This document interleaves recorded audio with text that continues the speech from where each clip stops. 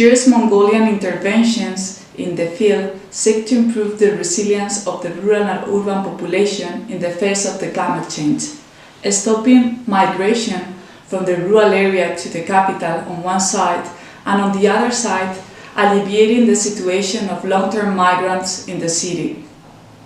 Our interventions are climate change mitigation and adaptation measures involving energy and poverty alleviation, which is the main expertise of JERS. I encourage you to take actions against the climate change.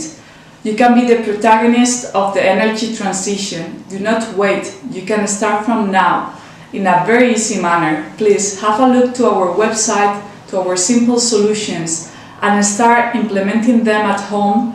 Tell to your neighbors, relatives, friends.